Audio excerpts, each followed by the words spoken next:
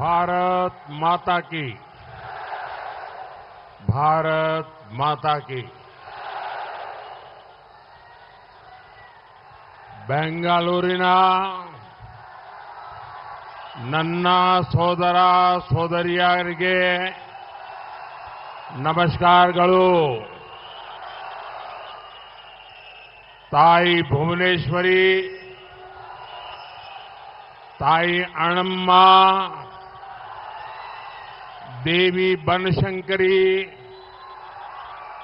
श्री दोडा गणपति और श्री दोदा बसवना के चरणों में मेरा प्रणाम। आज पूरे बेंगलुरु में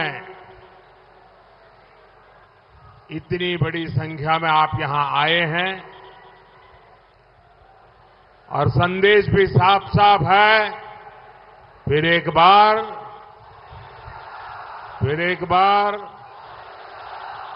भाई और बहनों, 2014 में और 2019 में आपने रिकॉर्ड सीटें जीताकर जो मजबूत सरकार बनाई, उसने देश को मजबूत बनाया है। तब दुनिया भारत को फ्रेजाइल 5 में गिनती थी। दुनिया सोचती थी भारत खुद तो डूबेगा, हमें भी ले डूबेगा। भारत के बैंक बड़ी क्राइसिस में थे। हजारों करोड़ के स्कैम्स ने विदेशी इन्वेस्टर्स में डर का माहौल पैदा कर दिया था। एक वो समय था, एक आज का समय है। आज जब देश भारत से दुनिया में कहीं पर जाइए, सब देश भारत से दोस्ती मजबूत करना चाहते हैं। आज इन्वेस्टर्स भारत में रिकॉर्ड पैसा लगा रहे हैं। आज भारत रिकॉर्ड एक्सपोर्ट भी कर रहा है और मैन्युफैक्चरिंग में भी नए रिकॉर्ड बना रहा है। तब भारत दुनिया की 11th नंबर की इकोनॉमी था। आज भारत दुनिया की टॉप 5 इकोनॉमी में से एक है। आज भारत फॉलो करने वाला नहीं, बल्कि फर्स्ट मूवर हो गया है भारत। और ये चेंज आपने देखा है, सिर्फ और सिर्फ ये 10 ईयर में आया है। और इसका मूल कारण क्या है? इतना बड़ा परिवर्तन आया कैसे? ये परिवर्तन किसने किया?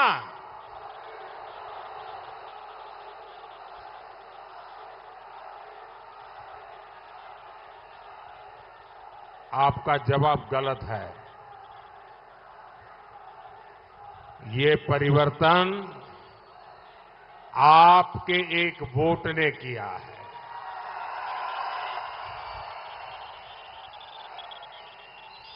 इस चुनाव में इंडिया अलायंस के लोग एक घिसी पीटी टैप रिकॉर्ड लेके घूम रहे हैं और मोदी और उसके साथी ट्रैक रिकॉर्ड के साथ बेंगलुरु के लोगों से, आप सभी से फिर एक बार आशीर्वाद मांगने आया हूं। भाई और बहनों, आप सभी बीते कुछ समय से एनडीए और इंडी अलायंस दोनों का प्रचार अभियान देख रहे हैं। कांग्रेस और इंडी अलायंस का इश्यू मोदी है, मोदी का परिवार है, मोदी पर लगाए जा रहे झूठे आरोप हैं। लेकिन मोदी का फोकस किस पर है? मोदी का फोकस 21st सेंचुरी के भारत का विकास है, भारत के नागरिकों की सुविधा और समृद्धि है, भारत की ग्लोबल इमेज है। आप ही मोदी का परिवार है। मेरा भारत मेरा परिवार है। साथियों, आप भली भांति जानते हैं, मैं एक साधारण गरीब परिवार से आया हूं, इसलिए जानता हूं कि ईज ऑफ लिविंग क्या होती है, डिग्निटी ऑफ लाइफ क्या होती है। आज जब भारत में तेजी से अर्बनाइजेशन हो रहा है, तब शहरों में रहने वाले गरीब, यहां के मिडिल क्लास, उसकी क्वालिटी ऑफ लाइफ में बहुत सुधार आना चाहिए। वो बहुत जरूरी है। इसके लिए एनडीए सरकार सोशल, फिजिकल और डिजिटल इन तीनों प्रकार के इंफ्रास्ट्रक्चर पर रिकॉर्ड इन्वेस्टमेंट कर रहा है। साथियों, पिछले 10 इयर्स में एनडीए सरकार द्वारा शहरों में गरीबों को करीब 1 करोड़ पक्के घर दिए गए। इनमें से 84,000 घर यहां बेंगलुरु में मिले हैं। मिडिल क्लास के लोगों का घर का सपना पूरा करने के लिए सरकार ने उन्हें इंटरेस्ट सब्सिडी दी है, और ये आजादी के बाद पहली बार हुआ है। ऐसा करके हमारी सरकार ने मिडिल क्लास के 60,000 करोड़ रुपए से ज्यादा सेव कराए हैं। गरीब और मिडिल क्लास के घर इनकम्प्लीट न रहे। जो बिल्डर है वो आधा अधूरा छोड़ करके पैसे दबा करके चला न जाए। मध्यम वर्ग के परिवार का सपना टूट न जाए, इसके लिए एनडीए सरकार ने रेरा कानून बनाया। आज बेंगलुरु के भी 3,000 से ज्यादा हाउसिंग प्रोजेक्ट रेरा के तहत कवर्ड है। उसके कारण जो एग्रीमेंट हुआ है वैसा ही मकान बनाकर देना पड़ता है। जो मटेरियल लिखा है वो ही मटेरियल उपयोग करके देना पड़ता है। आप अपने क्लाइंट को गुमराह नहीं कर सकते, उसको लूट नहीं सकते। ऐसा रेरा कानून आप सब नागरिकों की भलाई के लिए बनाया है।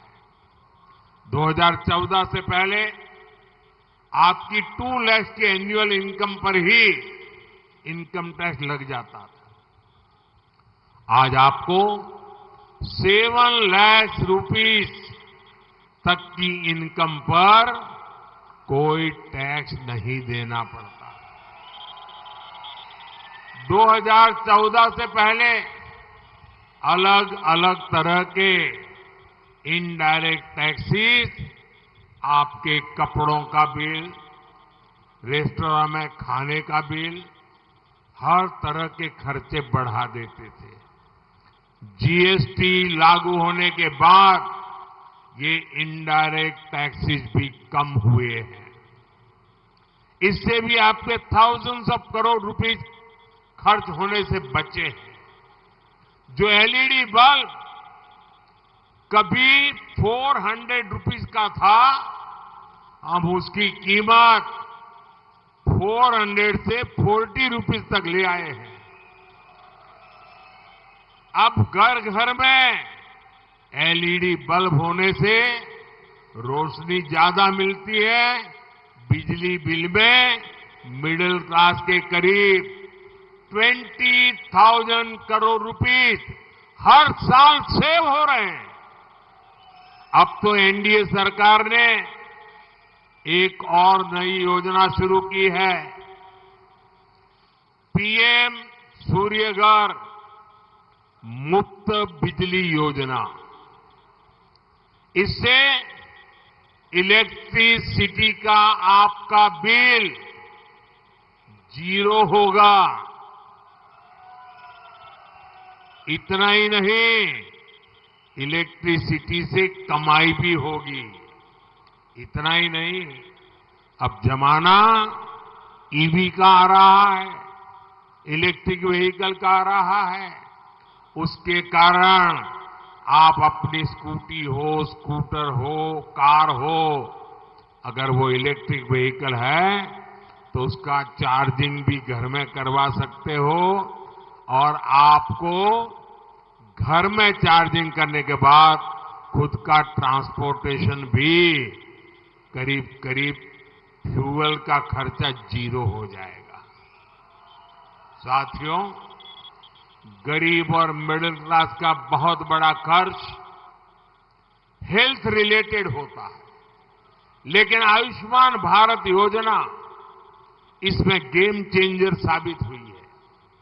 आयुष्मान भारत योजना के चलते आज करोड़ों लोगों को 5 लाख रुपीस तक का फ्री ट्रीटमेंट मिलना सुनिश्चित हुआ है।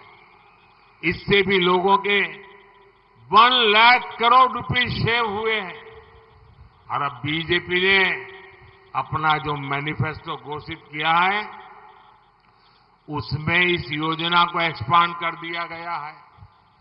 देश के हर ऐसे सीनियर सिटीजन्स जिनकी एज 70 इयर्स से ऊपर है, उन्हें भी अब 5 लाख रुपीस तक का फ्री ट्रीटमेंट मिलेगा। और ये फैसला सिर्फ सीनियर सिटीजन्स को ही नहीं, बल्कि हर युवा को भी रिलीफ देगा जो अपने माता पिता की हेल्थ के प्रति चिंतित रहते हैं। एनडीए सरकार ने जो जन औषधि केंद्र खोले हैं, उनमें 80% डिस्काउंट पर मेडिसिन मिलती है। इससे भी मिडिल क्लास के करीब 30,000 करोड़ रुपए सेव हुए हैं। साथियों, बेंगलुरु तो डिजिटल इंडिया का इतना बड़ा हब है। भारत की डिजिटल क्रांति में आपकी इतनी बड़ी भूमिका है। आप कल्पना कर सकते हैं कि अगर भारत में मोबाइल डेटा का रेट 2014 वाला ही रहता तो क्या होता।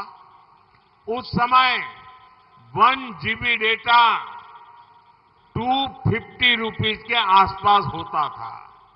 आज 1 GB डेटा 10 रुपीस के आसपास है। अगर 2014 के पहले उस समय का हाल होता तो मोबाइल का जो बिल आज 500 to 700 का आता है, वही 5,000 to 7,000 रुपीस का आता। आप अंदाजा लगा सकते हैं कि आपकी पर मंथ कितनी ज्यादा सेविंग सिर्फ मोबाइल बिल में हो रही है। साथियों, सस्ते डेटा के साथ ही एनडीए सरकार का जोर डेटा गवर्नेंस पर भी है। हमारी सरकार डेटा सिक्योरिटी के लिए बहुत ही स्ट्रांग बिल लेकर आई है। डेटा मोनेटाइजेशन की दिशा में भी भारत तेजी से काम कर रहा है। इससे देश में एक स्ट्रांग सिस्टम बन रहा है। भारत के लिए एआई युग में जाना आसान हुआ है। साथियों, नाड़ प्रभु केम्पेगौड़ा ने बेंगलुरु को एक शानदार शहर बनाने का सपना देखा था, लेकिन कांग्रेस सरकार ने कुछ ही समय में यहां की सिचुएशन बिगाड़ दी। कांग्रेस ने टेक सिटी को टैंकर सिटी में बदलकर उसे वाटर माफिया के हवाले कर दिया। एग्रीकल्चर हो या फिर शहरी इंफ्रास्ट्रक्चर, हर जगह बजट को कट किया जा रहा है। कांग्रेस सरकार का ध्यान सिर्फ करप्शन पर है, बेंगलुरु के लोगों की समस्याओं पर नहीं है। कर्नाटका में सिर्फ सेंट्रल गवर्नमेंट के प्रोजेक्ट तेजी से चल पा रहे हैं। 2014 में नम्मा मेट्रो का नेटवर्क सिर्फ 17 किलोमीटर था, आज 70 किलोमीटर से ज्यादा हो चुका है। बहुत जल्द येलो लाइन भी पूरी हो जाएगी। दशकों से लटके बेंगलुरु सबर्बन प्रोजेक्ट पर काम शुरू हो चुका है। आप सभी को सैटेलाइट टाउन रिंग रोड का लाभ भी मिलना शुरू हो चुका है। भाइयों और बहनों, आज बेंगलुरु के इंटरनेशनल एयरपोर्ट की दुनिया भर में चर्चा होती है। वो दिन दूर नहीं जब भारत के लोग made in India passenger plane में सफर करेंगे। आज वंदे भारत जैसी आधुनिक ट्रेन ट्रैवल को तेज और कंफर्टेबल बना रही है। वो दिन दूर नहीं जब कर्नाटका को भी बुलेट ट्रेन की हाई स्पीड मिलेगी। साथियों, बीजेपी सरकार ने देश में नए नए सेक्टरों के दरवाजे खोले। इससे युवाओं के लिए बड़ी संख्या में एम्प्लॉयमेंट के अवसर बने हैं। बेंगलुरु को, यहां के प्रोफेशनल्स को इसका बहुत बड़ा लाभ मिला है। हमने स्पेस सेक्टर खोला तो प्राइवेट सेक्टर ने अपना रॉकेट लॉन्च किया। 1.25 लाख से ज्यादा स्टार्टअप्स में युवाओं का सामर्थ्य दिख रहा है। मिशन ग्रीन हाइड्रोजन से इन्वेस्टमेंट की संभावनाएं कई गुना बढ़ गई है। आसान ड्रोन पॉलिसी से मैपिंग, कृषि, रक्षा, मेडिसिन के क्षेत्र में ड्रोन का उपयोग बढ़ा है।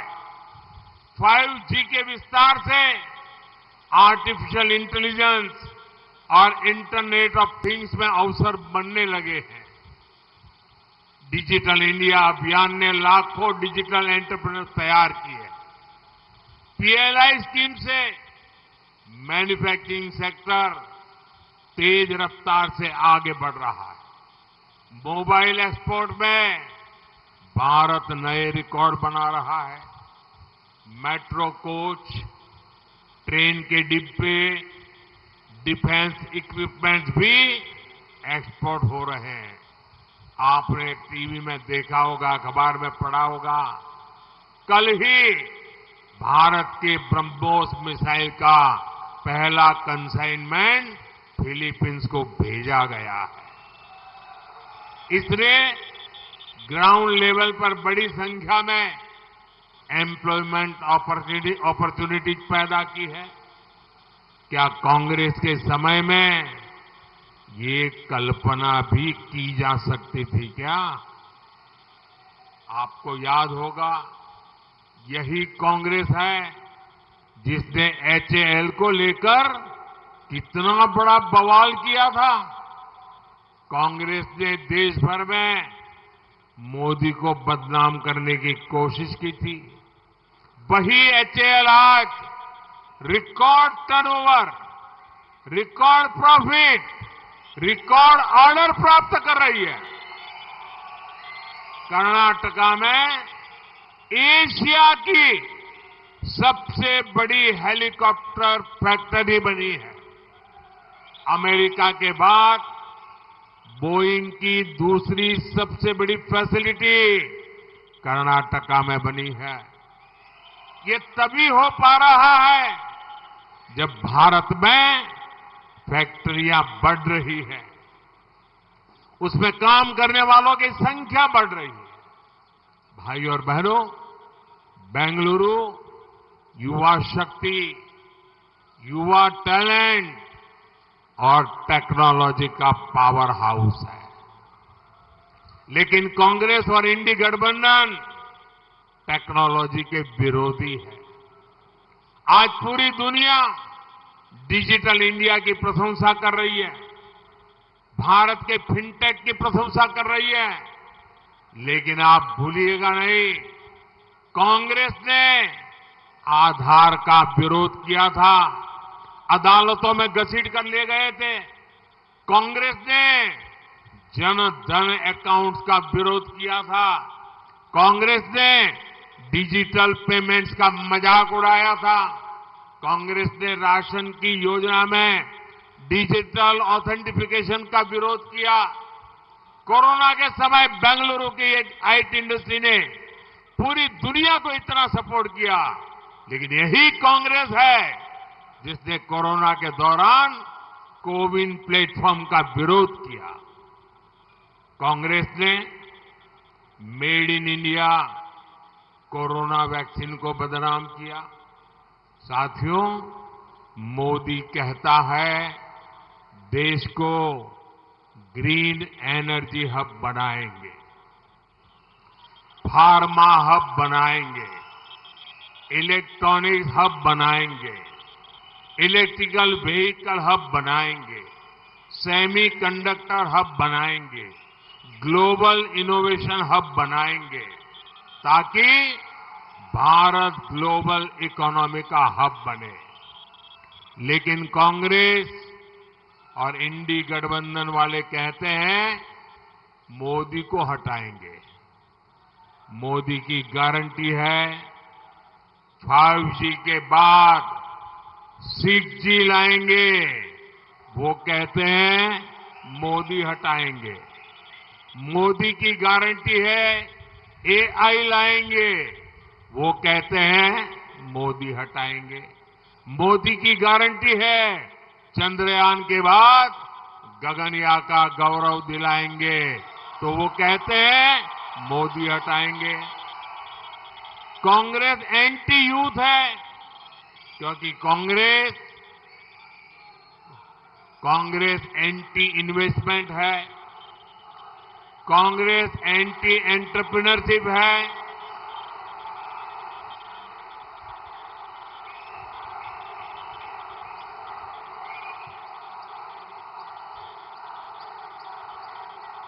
कांग्रेस एंटी प्राइवेट सेक्टर है, कांग्रेस एंटी टैक्स पेयर है, कांग्रेस एंटी वेल्थ क्रिएटर है। साथियों, यहां कांग्रेस सरकार जिस प्रकार के विचारों को, जिस मानसिकता को बढ़ावा दे रही है, वो भी बहुत खतरनाक है। यहां हमारी बेटियों पर हमले हो रहे हैं, बाजारों में बम फूट रहे हैं, भजन कीर्तन सुनने पर भी हमले हो रहे हैं। ये सामान्य घटनाएं नहीं है। और इसलिए मैं बेंगलुरु के और कर्नाटका के भाइयों से आग्रह करूंगा, ये कांग्रेस से बहुत अलर्ट रहना है। भाई और बहनों, यहां बेंगलुरु के ग्रामीण क्षेत्र से भी काफी लोग आए हैं। एग्रीकल्चर को आधुनिक बनाने के लिए भी हमारी सरकार हर प्रयास कर रही है। यहां तो हमारे येदियुरप्पा जी मंच पर है, जिन्होंने किसान कल्याण के लिए इतना काम किया है। लेकिन कर्नाटका की कांग्रेस सरकार किसानों की भी विरोधी है। मुझे बहुत दुख है, यहां कर्नाटका में किसानों को दी जा रही 4,000 रुपीस की मदद कांग्रेस सरकार ने बंद कर दी है। लेकिन मोदी की गारंटी है कि पीएम किसान सम्मान निधि के 6,000 रुपीस किसान साथियों को मिलते रहेंगे। केंद्र सरकार ने किसानों के अनाज को स्टोर करने के लिए दुनिया की सबसे बड़ी योजना भी शुरू की है। यहां की रूरल बेल्ट में बड़ी मात्रा में रागी उगाई जाती है। हम रागी जैसे हमारे श्री अन्न को दुनिया के बड़े बाजारों तक पहुंचाने में जुटे हैं। इसका सीधा लाभ कर्नाटका के हमारे छोटे किसानों को होगा। साथियों, ऐसे ही अनेक बड़े संकल्प हैं जो आपके सपने पूरे करने के लिए एनडीए सरकार ने संकल्प लिया है। आपके सपने पूरे करने के लिए ही बीजेपी और जेडीएस साथ आए हैं और इसलिए मैं आपको गारंटी देता हूं, आपके सपने ये मेरा संकल्प है।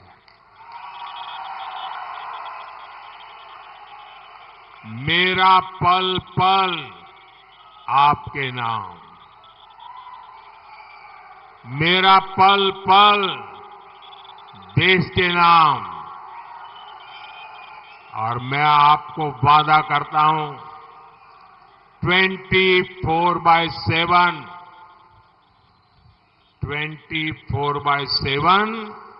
फॉर 2047। और इसलिए 26 अप्रैल को बेंगलुरु नॉर्थ से शोभा जी, बेंगलुरु रूरल से doctor CN Manjunath, Bengaluru central से पीसी मोहन और बेंगलुरु साउथ से युवा साथी भाई तेजस्वी सूर्या को भारी मतों से विजयी बनाना है। इस बार बेंगलुरु शहर में वोटिंग के सारे रिकॉर्ड टूटने चाहिए। साथियों, वैसे आप सभी के लिए मैंने अपने भाषणों को कन्नड़ा भाषा में ट्रांसलेट करके सोशल मीडिया पर अपलोड करना शुरू किया है। इसमें एआई की मदद ली जा रही है। ट्विटर यानी एक्स ऐप पर नमो इन कन्नड़ा नाम से एक अकाउंट भी है। आप इससे जरूर जुड़े और ज्यादा से ज्यादा लोगों को भी इसके बारे में बताएं। मेरा एक काम करना है, करेंगे? मेरा एक काम करेंगे? पक्का? पहले तो ज्यादा से ज्यादा मतदान कराओगे, अपना पोलिंग बूथ जीतोगे, फिर एक मेरा पर्सनल काम करोगे। पर्सनल है, करेंगे? घर घर जाना है और हर घर जाकर कहना है हमारे मोदी जी आए थे और आपको प्रणाम कहा है। मेरा प्रणाम पहुंचा देंगे? मेरा प्रणाम पहुंचा देंगे? मेरे साथ बोलिए, भारत माता के, भारत माता के, भारत माता के। बहुत बहुत धन्यवाद। न्यूज फर्स्ट, निर्भीति। ನಿಷ್ಠೆಯಿಂದ ನಿಮ್ಮ ಪರವಾಗಿ.